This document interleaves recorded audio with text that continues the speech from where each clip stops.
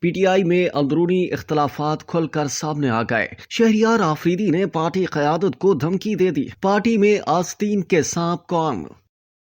پاکستان تحریک انصاف کے اندرونی اختلافات کھل کر سامنے آ گئے۔ پی ٹی آئی رہنما شہریار آفریدی نے کوہاٹ جلسے میں پی ٹی آئی قیادت کو دھمکی دیتے ہوئے کہا کہ پارٹی کے اندر اس وقت کچھ منافق اور آستین کے سانپ موجود ہیں۔ پیراشوٹ سے آئے لوگ مسترد کرتے ہیں، پیٹھ میں چھرا گھونپنے والوں کو گلے لگانے نہیں دیں گے، قربانی دینے والوں کو آگے لایا جائے۔ شہریار آفریدی نے کہا کہ چند لوگوں کو پیغام دینا چاہتا ہوں کہ اب تک خاموش ہوں، مجھے پھٹنے پر مجبور نہ کریں۔ شہریار آفریدی نے کہا کہ یہ پارٹی ان لوگوں کی ہے جن کی ماؤں اور بہنوں کی بے عزتی ہوئی۔ علی امین گنڈا پور سمیت پوری پارٹی قیادت کو پیغام دیتا ہوں کہ کارکنان کو اوپر لائیں۔ اڈیالہ جیل کے باہر صحافیوں سے گفتگو کرتے ہوئے بیرسٹر گوہر نے کہا کہ شہریار آفریدی کی بہت ساری قربانیاں ہیں، وہ ہمارے لیڈر ہیں، جو بات کرنی ہے پارٹی کے اندر رہ کر کریں، سب کے سامنے نہ کریں۔ جو لوگ پریس کانفرنس کر چکے، بیانات دے چکے، ان کا واپس آنے کا فیصلہ بانی پی ٹی آئی کریں گے۔ انہوں نے کہا شہریار آفریدی کے لیے ہمارے دل میں بہت عزت ہے، انہوں نے جس امیدوار کے لیے جو کہا درست کہا۔